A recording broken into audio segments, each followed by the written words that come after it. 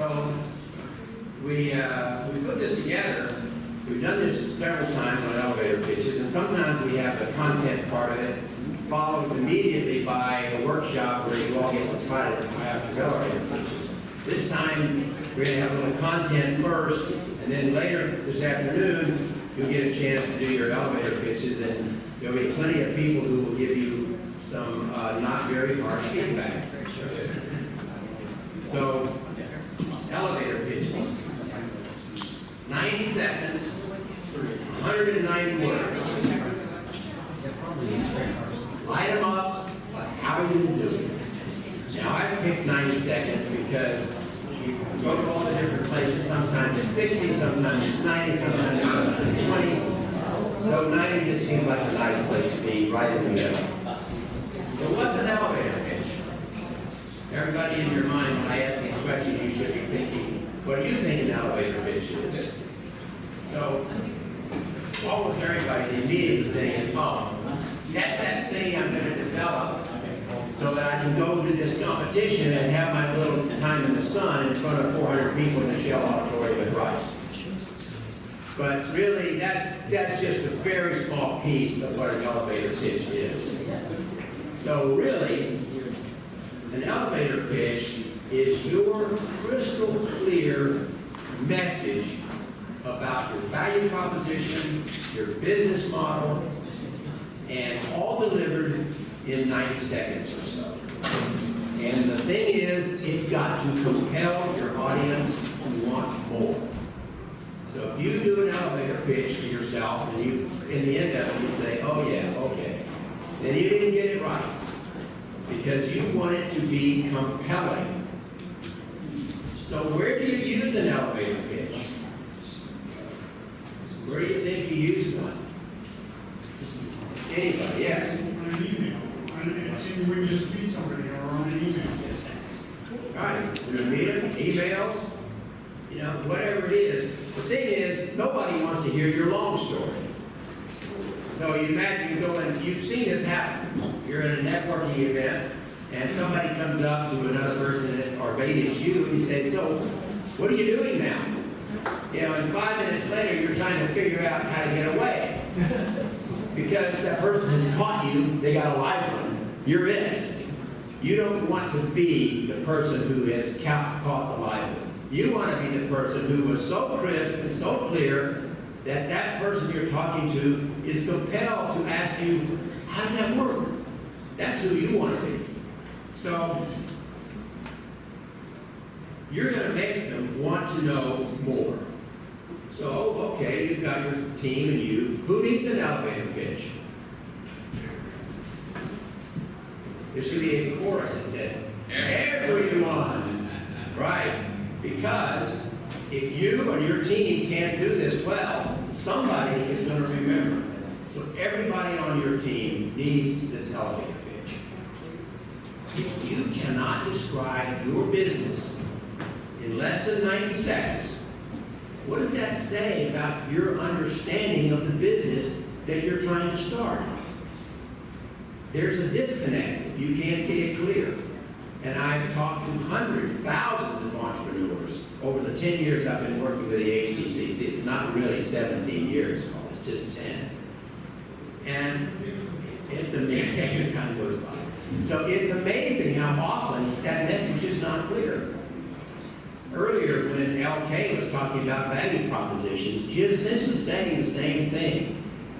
Why does she have this little template to put things down in? It's to force you to be very clear. And that's what an elevator pitch does. It forces you to be very clear.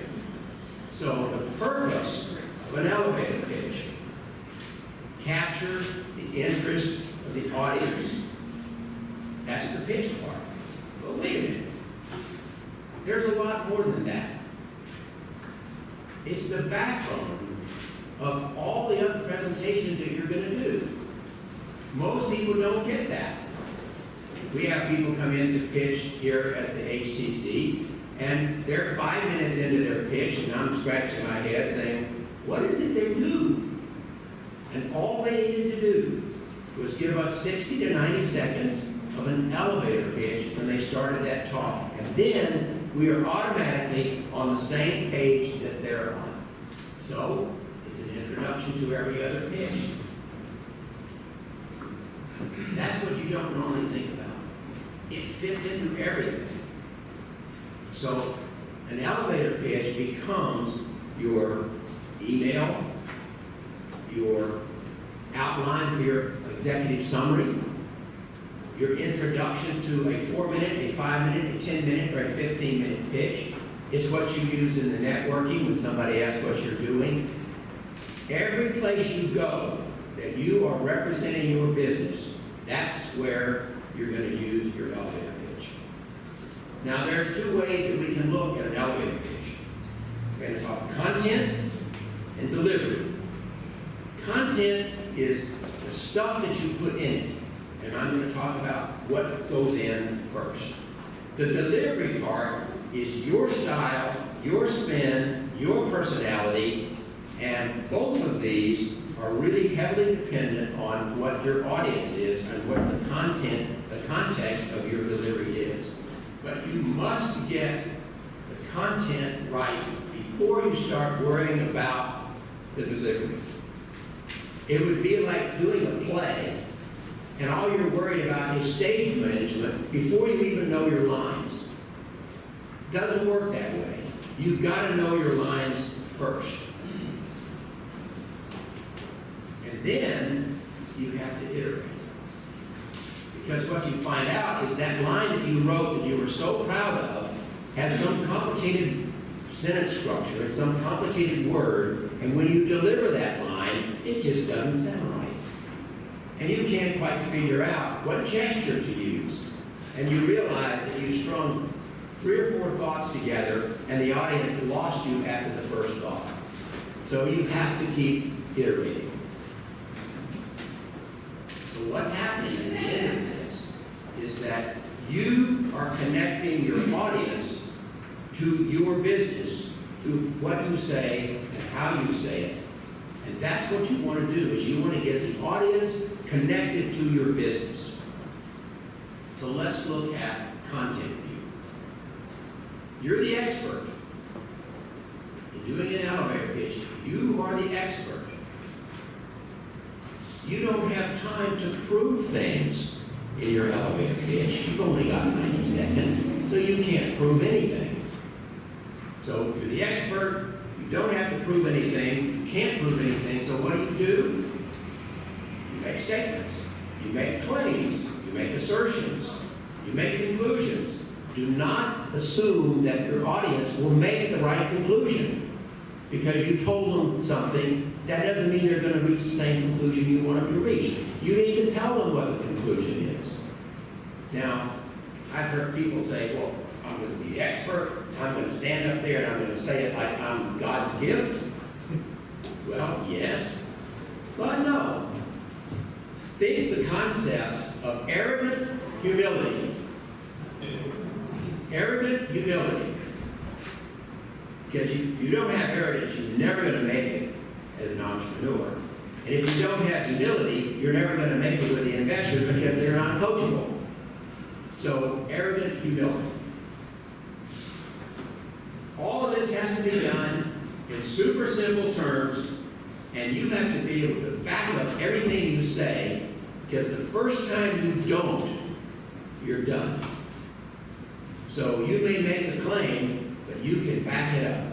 You've got the data, you've got the customer input, whatever it is, you can back up everything that you say. So now, let's talk about the development process. Well, I always recommend that you start out with 30 seconds. And the reality is, if you can't get it out in 30 seconds, you really need to go back to the drawing board. Because it just can't be that complicated. So, you've got a problem, you've got a solution. And somewhere in there, there's a value proposition. So you're going to start out with that part of it, and then you're going to add some pieces to get up to 90 seconds. And the pieces that you're going to add are going to be the ones that fit the audience that you're about to talk to. So, let's talk about the 30-second hit. Big opportunity. This is where you're going to engage your audience with what this problem is and why it's so important. And you may go at it from a pain standpoint, you may go at it from a gain standpoint, but this is where you're going to lay out who's got this problem, what is the problem, how big is it, whatever the pieces are, it says to someone, man, that's the problem we're solving. And then you're going to hit them with your distinctive competence to solve this problem, your solution. Now, notice that I did not say your product. I said your solution, because your customers are not interested in your product, they're only interested in your solution.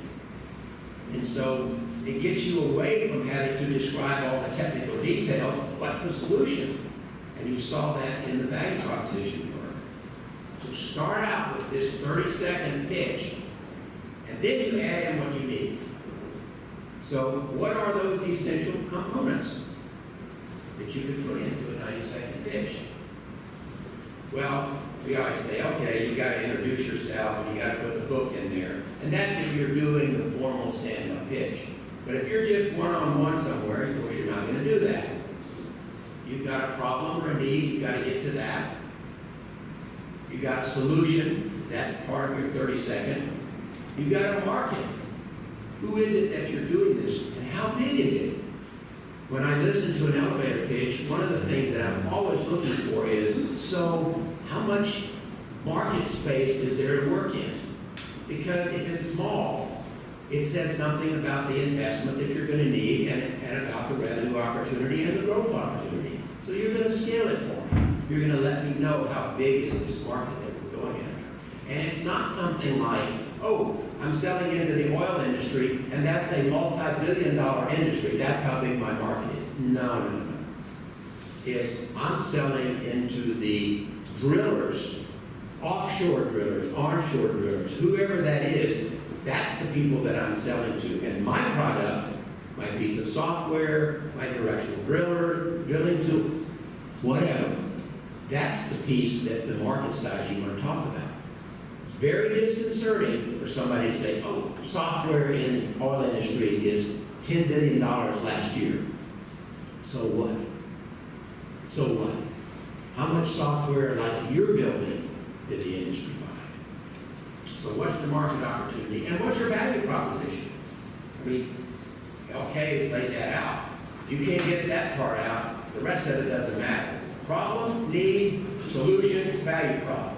That's the foundation of everything that you do from here on out as an entrepreneur. And then you've got some other things that you can add in. You know, there's the competitive advantage. If it fits, they're your team members. How are you going to make money? So remember what you heard from the panel up here. You know, they want to know what your business model is. Yep, got to know about that. And then some closing. If it's in a formal setting, maybe an ask of money or some other thing. If it's in a networking setting, maybe the guy's really interested and you say, let's get together for coffee. Let's, you know, he's already interested, you then close on him. How can I get back to you? Let's talk some more. And if he doesn't offer up a business card, that was a dry hole. Now, the delivery view. This is like a movie trailer. We've all been to the movies. You see the trailer. It's short. It's exciting. It's got all the funny stuff in it. God, you sure hope it's not the only funny part of the movie. But we've all been to one where that was it. You saw every good line in the trailer. You don't want to be there. But you're going to do a movie trailer. It's going to hit quick, fast, interesting, and then they want to see the second act. I used to just say keep it simple. But the reality is you can't overemphasize keeping it simple. You try to get it too complex, you're dead. So it has to be simple. We'll talk about how to do that in a second. And you've got to pick out of those content issues, you've got to pick out which ones are the ones that are going to work for you. So how do you do this pitch? Keep in mind, arrogant humility. You have to be confident, not condescending. you have to talk at a reasonable pace, particularly if there's noise around. Now, we have elevator pitch competitions, and it used to be teams would come in and you say, what did he say? But they got it all in 90 seconds. If that's what you're doing, you lost. You can only talk about a few things. Make them the important ones. You want to use humor? Make it self-deprecating humor. Don't make fun of somebody else, but you have to be able to do it quickly. You want to have a short anecdote about why you're doing this business? Maybe because, for whatever reason, I worked in the oil industry and we were forever having trouble knowing where the pipes were. Okay, you have a personal connection to the problem. So, when you do the pitch, you are giving an impression of yourself to your audience. That is your one advertisement more than anything else. You heard some of the panelists say, I want to know about the team. Super important. Everybody on your team, including you are the walking advertisement for your company. So where do you start? Well, you plan it, of course. It's like a movie. You've got a beginning, you got to grab them. You've got some middle, where you build a little story, and you've got a closing, where you grab them so they got to come back for more. When you look at what you're doing in your elevator pitch, that's what you want to have. And you got to know who you're talking to. So those are pretty simple things to do, and then you have to practice. And I say even better, rehearse. I'll come back to that in a second. So what are the mechanics? You got to, somewhere along the line, there's got to be a script for how to do this. And scripting is exactly what you have to do. If there's one thing that I've learned from entrepreneurs over the years, is that when you say, I want you to write down your elevator pitch, the resistance to writing down an elevator pitch is astronomical. It's incredible. It's only 90 seconds. So, okay, here's the go do it. Next week they come back and they've got little scribbles about their ideas. We're talk about this, this, and this, and this, and they're written in 10-point font on one page, and they're all crammed together. And I say, well, that's cool. What are you going to do when I start making suggestions on how to fix it? Well, I'll remember. No, you won't remember. I know because last week already did this. So when I say scripted, I'm talking about write down it word for word exactly what you're going to say. Part of that is you'll have it for next time. You'll fix it. It'll get better. You'll have it next week. So always scripted. Use short sentences. Avoid conjunctions. For everybody who had to take English back in the day, everybody knows what a conjunction is, right? And your English teacher said, you write these long, complex sentences, and they have semicolons and commas and phrases and clauses. That is not what you do in an elevator pitch. You want simple sentences with periods at the end which say stop. Take a breath, start the next thought. So 16 to 18 point font, double space most likely. That way you can read it in your hands while you're standing here talking to people. You can still look down and you can read the whole thing if you had to. Of course, by then you're not going to need it, but it helps you practice. Also, if you have somebody coaching you and you hand it to them, it gives them something to follow along with and make notes. Oh, that worked well. That didn't work at all. And they can write notes and give them back to you, and you know what they were talking about. It's very frustrating to give feedback to somebody after they've done an elevator pitch, and they stand there nodding their head, yeah. And you know they didn't write it down. They had no reference. So you may hear exactly the same thing next week. In fact, that's usually what happens, because you get married to a thought and you don't want to change it. So write it down, script it, make it available to people who are helping you so they can make notes on it. You learn it, that's memorizing it. You practice it, that's saying it out loud. And then you rehearse it. That's where you get all the dynamics of delivery, your hand gestures, when you're going to pause, when you're going to stop, when you're going to put your hands on the desk, whatever you're going to do, that's the rehearsive part. And then it's natural. When you go out to do it, it's natural. Who's your audience? One pitch doesn't work for everybody. You got to know who they are. Who are you selling to? Maybe it's investors, maybe it's partners, maybe it's sales prospects, maybe it's potential employees. I used to go interviewing with one of my friends, and he would start the interview, and 10 minutes later, he's still talking about him and our company, and 15 minutes later, he's still talking about him and our company. Well, that's backwards. You don't want to be in that mode. So if you're interviewing employees, you need a quick elevator pitch to get them on point so you can start talking about them, because that's what you want to know. And it's the same with sales prospects. Okay, so you have to know what they're interested in, and you have to know what is going to turn them on to you. Bottom line on all that, why should they care? So when you do your elevator pitch, if you don't understand why should they care at the end, then you need to go back and rework it. So, bottom is, people, teams, if they want to do business with you, your elevator pitch is what convinces them to talk to you more. Everybody always wants to know, what should I not do? I used to have about a 3-page list, right? And I finally, but it doesn't matter how long I make the list. There's some general categories of things not to do. Well, you can't get detail. That's obvious. If you put in too many details, the audience can't follow you. If you try to cover too much territory, they can't follow you. They can't remember the first thing you said when you get to the last thing. They can't connect it. Because remember, the audience is hearing it for the first time. You're saying it for the 100th time. They're only hearing it for the first time. Superfluous adjectives. Oh.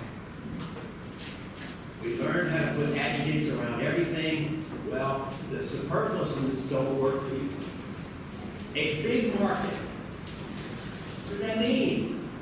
But if you say $100 million market, now I know what that means. So every place you have words like that, see where you can change them to be very specific. A unique solution. I have never met an entrepreneur who did not have a unique solution. So you need to boost it. Maybe the best you can do is it's patented or it's proprietary or whatever. But see if you can boost it. Unique doesn't work. If that's all you got, don't bother. A significant advantage. What does that mean? You've got to get it to something that's meaningful. Motherhood and apple pie don't work. It's specifics that work for you, and it's all about credibility. The more specific you can be, the more credibility you have. It's that simple.